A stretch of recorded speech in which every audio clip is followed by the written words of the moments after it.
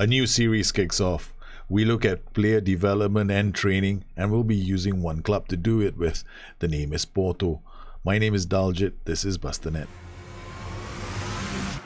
If you enjoyed the video, don't forget to like, subscribe, and hit the notification button to stay in touch for more videos like this.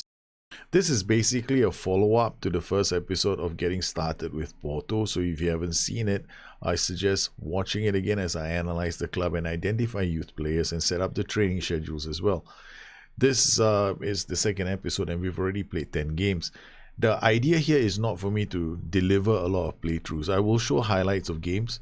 I might even discuss the tactics, but my attention is going to be focused more on developing players. So there won't be a lot of episodes where you see me playing a game. What you will instead see is the result of playing a series of matches and me identifying how the players have developed, what I'm doing, and how they have progressed. Now this follows a model that I use called the Tips IX. It's a Tips IX model, but I just call it FM model. I'm very bad at names. So it revolves around how I scout players, how I strategize the training for these players, how I assess them over time. And I've covered the model on Getting Started with Porto. So if you want me to, I won't be re-explaining the model. So if you want to find out more about the model, I suggest watching that show. Okay, so here we are. We've already started the season. Unfortunately for me, I decided to leave the tactic behind. So because this is after FM released their patch in November, what we've done is we've gone into a 4-3-1-2. We play very attacking football with this 4-3-1-2, and it's been pretty decent, right? We did lose one match in the Champions League to RB Leipzig 1-0, but on the whole, we've been scoring quite a few goals. We've been doing quite well in terms of our results. If I were to look at the stats itself, goals, we've got Zé Luis scoring 7 goals out of 17 appearances. I do heavy rotation, right? This is different from a regular playthrough. In a regular playthrough, I'm more focused on performances. Like I want my strikers to get 40 goals. When I do a development save, I rotate my players. I try to rotate as many of them as I can. So what I also do then is I look at my squad and I actually identify the youngsters. So here we go. So you see all these yellow ticks. These are all the players I've identified that I want to track, and I also come up with training programs for them. So here we got Romero Barrio. It took me a while, and I figured, yeah, I'm going to train him as a Mazala. I think this is going to bring the best out of the player. He's only 19 years old and he's already jaded and could do with rest. That's how aggressively I've been playing him. He's already made like 14 appearances, and his average rating is closer to 7.4. Wow. What about his progress? Check his progress out. So he went boom and then he went on a cycle. Now this is a graph that basically talks about how the player's CA is catching up with his PA. Right, so this is his CA at 3 stars, and now the CA is closer to 3.5 stars. Why is this important? It literally shows you if a player is playing to his potential, right? So our young Barrow is playing to his potential. Now early, you can also check attributes, but this is a bit early because we've only had 1 month of play, right? So we won't be able to see like numbers at the moment. This behind the scenes is actually 1 to 200, right? But they show it as because there are fractional numbers involved. So I'm not gonna go into the whole thing there because it's too much work. But what I'm more interested is getting him to improve. That's all, right? And which areas do we want him to improve in? Okay, so when I'm looking at my players, I've got this DNA profile for my club, right? The mentals are primarily like up there as in the ones I want to work on, like off the ball, positioning, anticipation, concentration, composure, first touch, balance, agility. These are attributes I value, as well as technical attributes. So our training sessions are all geared towards heavily exploiting developments in those areas. So we've moved off our early season training. We're now into pure training. So this month we're doing like attacking, progressive, mentals. I prefer, this is because they asked, man. Get it? These guys match practice. What I'm going to do is I'm going to remove match practice from here. Yeah, I don't see the point of doing match practice anyway. So we do. I'll put in a recovery, and I'll put overall. I put outfield. since we got double of these, then I can actually add more here during this period. So they do attacking direct, attacking overlap. So this is a good time for me to do things like attacking. I'll do a double on attacking direct and attacking overlap. So they can do more and they can rest on this day. Then there's a big match on this day, right? So we are playing a game. There might be too much rest, but this can work. It's not too heavy, right? So we give them a nice rest, and then they come in. We don't have such an aggressive day here, and they move. This is my mentals. This is the area where they're going to focus on mentals, and then we come into the following week, and I've got. Well, this is a tough week, right? If you look at this, we got a big match against Chelsea in the Champions League. So the thing here is you want to maximize your training, you maximize your performances on the pitch as well. So you definitely want to do well on the pitch. And then that's like the fastest, most effective way for you to get your players to develop. And of course, naturally, they have to be playing in those games. So we've got big match coming up, and I'm thinking to myself, well, you know, there's a whole period here before this game. So if I do match preparation during this period of time, we should be ready for this game because the match preparation will roll over. Then we've got this match coming up. We're going to come out of this game needing a break, right? So I'm more likely to remove these sessions. So I'm going to put in recovery here. So I keep this fairly light as well, and then we go into this game. So there's a lot of managing of training involved. So I have to keep managing my training and making sure that my players are not, I don't exhaust my players too much. So we've got this period as well where we're hitting December, and it's going to be a heavy period of time. So what I'm going to do during this period is I'm going to be very careful of avoiding, I want to avoid too much intensity. We got attacking movement. I'm gonna do recovery here. I'm gonna pull recovery over here, and I'm gonna pull this here. All right, so we've got attacking movement, shadow play. This is not too heavy. If you can see, if you're gonna check the load, this is the load. It's not that bad. Right, I'm gonna do defensive shape. So we've got defensive shape. Now look at the week before. So here we go. We got defensive shape. This will roll. Defensive shape is gonna roll into this week. What I'll do here is attacking movement. Okay, so I got attacking movement and defensive shape rolling into Chelsea. So I get ready for the big game. There's rest. That's not too bad. Maybe I'll just do match preparation, set piece, delivery on this day. So this, because there's an upcoming match bonus for set piece delivery. So it rolls into this game as well. Okay, so we've done this. Defending pure is done. We've got recovery rest. This doesn't look too bad. Then here, I'll just follow training style attack. Then I'll go looking for my attacking routines. This is fine. Maybe this day is a bit heavy. This is not too bad, but this is definitely too heavy because we're leading into this. You can tell the intensity by this, right? So I can come in here. I can change this to maybe since this is an attacking week, then I'll just come in here, match preparation. I'll just give them attacking movement, and I'll do recovery here. I'll swap these two and bring this down so they get recovery rest before the next game. So we keep our loads light. So it's a bit of, you manage certain things. So that's the calendar. What about the players themselves? Now when it comes to the individual players, I want to make sure that I go to the medical center and I look at the risk assessment for my players. Now, injury susceptibility for Danilo Pereira, this is very high. Exhausted, recurring. There's a recurring damaged Achilles tendon, right? There is a possibility that he's going to get injured. Right? So I have to be very careful because he's played 4 matches in the last 14 days. And he's got 2 matches in the last 14 days. And they got another 4 matches in the last 14 days. But I've been rotating him. I haven't been giving him a lot of match time, right? So that's it. So our training loads are medium. Injury susceptibility is high and average. So what I want to do is make sure that this match load for these 2 players is not too heavy, right? Which means that I rotate them in the next game. So the next game I play against Sporting Lisbon, Zé Luis and Pereira are not playing, right? Okay, so that's how I manage the loads. But what about assessing how the players have been doing the last couple of months? This is the tricky bit, right? because this is something that you have to do over time. So this show, on today's show, we establish the players that we want to track. So there's certain ways of doing this. First, I have my own screen here, which gives me a view of exactly what I want to do with my players. Then I've identified all the players that I want to track. Right, I make it easier for myself. Right, so some of these have been promoted, and I've put them here. What about mentoring? Have I issued any mentoring instructions? To be honest with you, I forgot. But here we go. We've got a group here that's being mentored. Danilo Pereira is mentoring these 3 players. Then I've got Pepe mentoring these 2 players.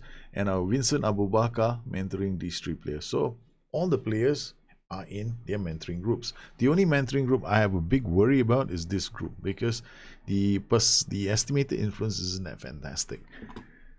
Now you also want the players to be in the same units, right? So if they're defenders, they're the defensive unit, the attacking unit. How do you change players from the units? So we got these units here. So I've got all these players in the unit. Now, assuming I wanted Pepe to mentor one of the strikers, then Pepe has been moved into this unit, which is kind of bizarre, but yeah, that's basically it. So I don't do it, but if you wanted to, you could. Now, what about the next thing that we do? The next thing we want to do is we want to see how the boys perform, right, on the pitch. Now, I've been playing this for a while now. There's been 10 games. I can see how my players have been performing. But one of the best ways is so we've got this player R Barrow, right? He's got 7.40. Right, and if I go to the training view, in my training view, I will also have his training rating as well. So Barrow's training rating is 9.8. This is fantastic. So he's been performing really well. So but this is the thing here is that training rating is a function of other things. It's a result. That's the final number. But in order for you to have generated 9.8, then you have to have done certain things.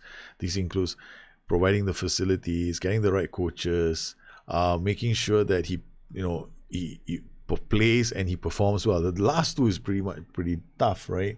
So how do we know? First things first, we look at his reports. So I'm going to look at his form. Now, his form, he has been playing a lot of games. There's only one game I took him off in the 75th minute. He has a 6.8. Now, 6.8 isn't that good. I mean, for training, I rather the boys get about 7.1, right? So 7.1 is not too bad. But look at how he's performed so far. 7.3, 7.6, 8.3. So from October, he started playing. He was rested. I didn't get a chance to play him during this period. He played 1 or 2 games here. This was the time when I was still messing with my tactic. Now I figured out exactly what I want to do with him. Tactically, you can see his performances have picked up. How does this relate to training? His training as well after October, you see the shit has gone skyward. I mean, he's just exploded. He's catching up, right? He's getting better and better at his role. His attributes are also kicking in. Right, so this is, it may say no significant change, but his CA is catching up his PA. For me, that's really important. It means that, okay, he is improving. So this is very good. I mean, after a while, I won't check this because it's really, there's no point. I'll do it like maybe once the year is over, once the season is over, maybe 6 months down the track, I'll do it again. But for now, there's no point doing this. So this is Romario Barrow. So he's done really well. Then we look at some of the other players. I've got another player. Now, this player is a bit of a issue, right? Bruno Costa. He's 22. Why have I added him into this category? Because I want to improve him. The only problem is, when it comes to this player, it's a bit difficult to fit him into my system.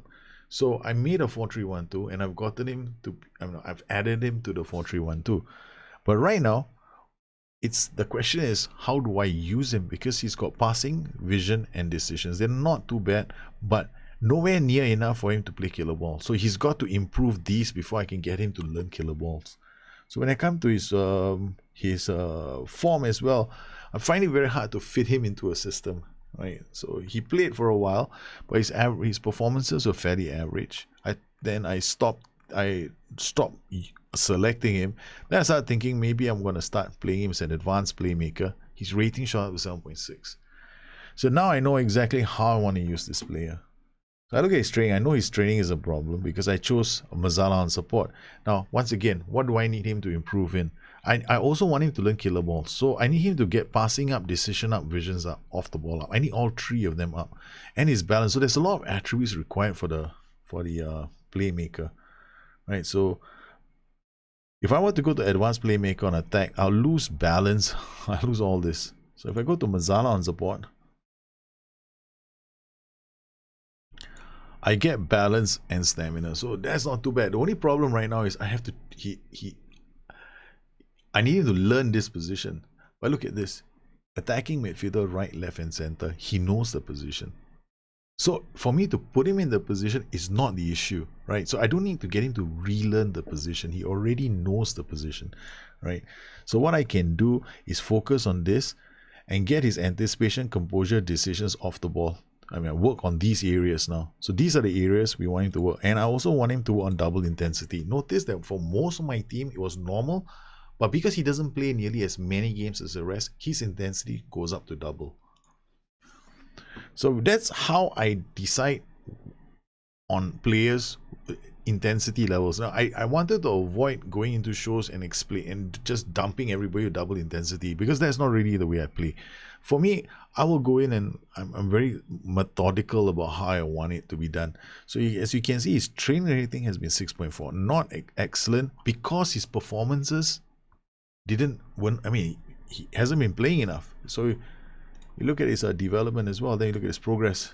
For progress, so you can see it's a really slow climb, right? He's not getting there at all, and he's already 22. So he becomes a prime candidate for me. I still have a future. I think he still has a future. I want to play him more and eventually try and play him in that slot behind in my 4-3-1-2. What about other players here? We've got another. So this is going to be common for a lot of players. We got this guy Vitor Ferreira, another youngster. He hasn't been playing a lot of games, right? But he's a 7.08, right? So he's played some games. You look at his form. 7.2 start of the season. Then I call him up again. He did a 7.6. We kind of know now where we want to play him. Took me a while. So in terms of his training, I originally wanted to be a regista.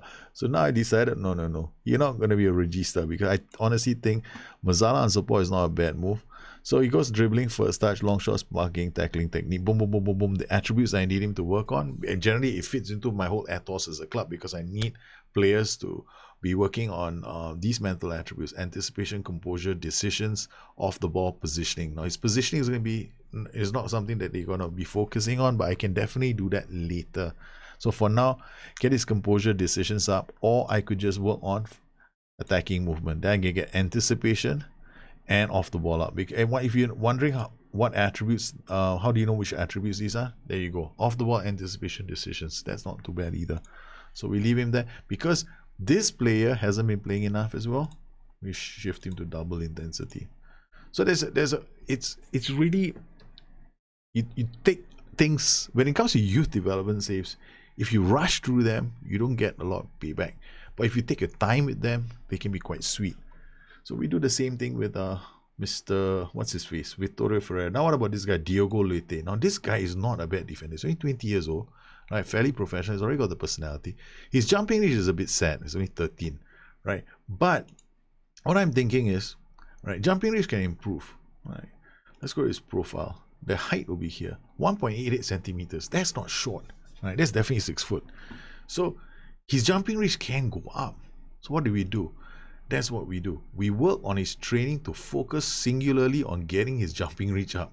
So you see 13 for jumping, which is a ball-playing defender on cover, because he doesn't need more. I mean, we don't need him to get more aggression, because he still doesn't dive into tackles.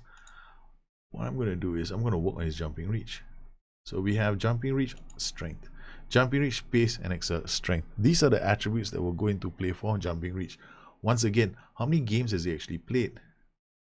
Form, I've been using him rotationally, 6.9. Not very good. Now let's look at this. Train rating, Diogo Leite, won't be that fantastic either. 9.2, not too bad. Well, he's at a bit of a burst. Okay, the other things involved in training ratings, the mood of a player as well, the happiness of a player. This guy is not, he's not happy at all.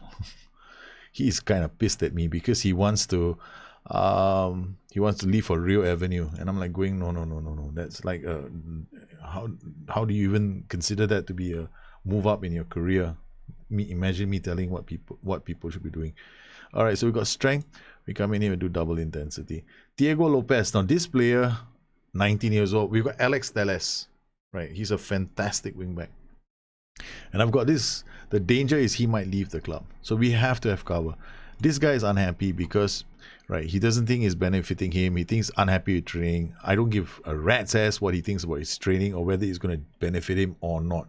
What I do is I go in, I make sure that these are the attributes he's going to be working on. He goes on double intensity because now we look at this. His appearances are only 5. You can see the match ratings are not too bad. He has been improving. But you look at his progress report, right? Here it's going to be general. Then he starts shooting up in October. Performances roll into training, right? So you gotta make sure that you get results on the board. And it's very challenging, especially if you're a club that's trying to punch above its weight and you don't always get good results. So yeah, there is a slight problem. I challenge with those clubs. They got Estevez. This is another player with plenty of potential. Again, he has not been playing enough. As you can see, 2.0. You can look at his form. He's only been playing 2 games. He only in October, and look at his progress, very steady. So how do we get his progress to bump up? As you can see, still only 2 stars, right? So in order for us to get his progress to bump up, we have to start playing him more.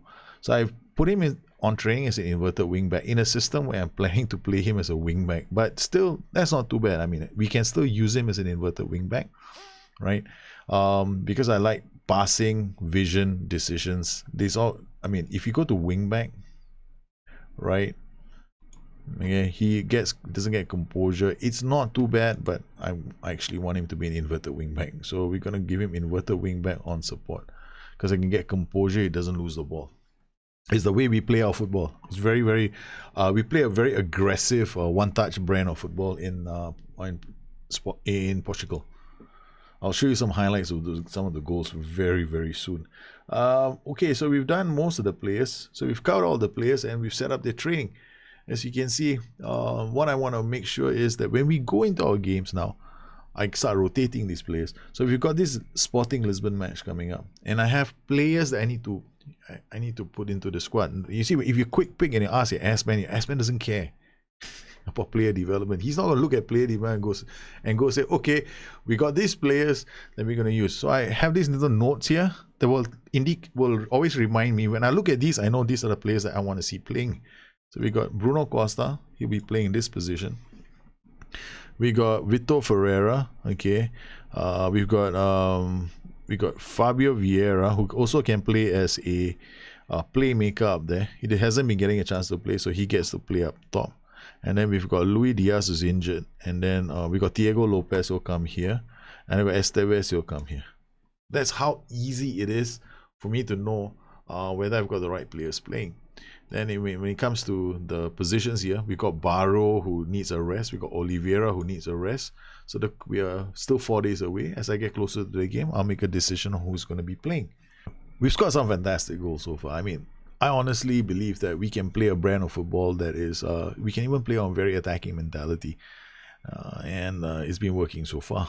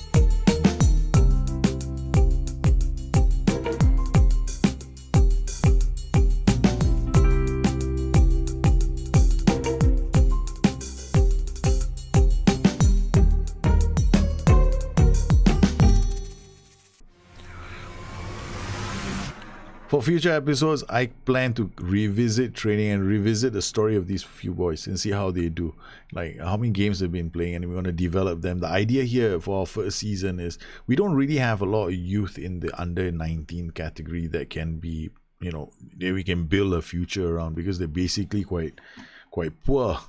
So the idea here is to raise the value of the players I currently have and then use them to make money. The goal here is to make lots of money. So we're going to make lots of money.